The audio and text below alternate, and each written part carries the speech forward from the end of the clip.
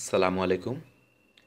আমরা এখন দেখব বাংলাদেশে সেক্সের ওষুধ কোথায় পাওয়া যায়। সেক্স মানে যৌন উত্তেজনা বা সেক্স পাওয়ার বাড়ানোর। আগে সেক্সের ওষুধ মানেই ছিল ভায়াগ্রা, সিয়ালিস আর লেভিট্রা আর এই জাতীয় আরও অনেক ওষুধ, যেগুলো গোপনে বিভিন্ন ফার্মেসিতে বিভিন্ন বিক্রি হইতো, স্মাগলিং করে আনা হইতো। মোবাইল কোর্ট, পুলিশি ঝামেলা এগুলার কারণে ওগুলার দাম অনেক বেশি ছিল। তো এখন বর্তমানে সেক্সের ওষুধ বাংলাদেশের প্রায় সমস্ত ফার্মেসিগুলোতেই পাওয়া যায়।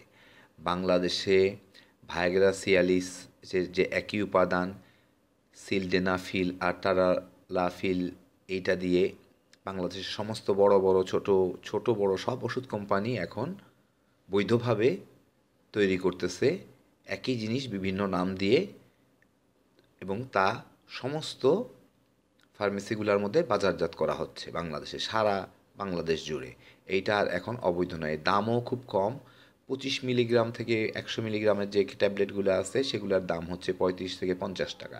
এর চেয়ে আর কম দাম কী হইতে পারে? সমস্ত ফার্মেসিগুলোতেই পাবেন। আর এর সাথে আছে নানান আয়ুর্বেদ আর ইউনানি ওষুধও। আর এখন বাংলাদেশে কোনো যৌন উত্তেজক ওষুধ নিষিদ্ধ না, কেবলমাত্র যেগুলো ক্ষতিকর সেগুলাই নিষিদ্ধ। কারণ বিভিন্ন জিনিসের এইগুলা, এই যেই ওষুধগুলা দেখতেছেন সেগুলোর একটা নির্দিষ্ট ডোজ আছে, ডোজগুলা অনুযায়ী এগুলা তৈরি করা হয়।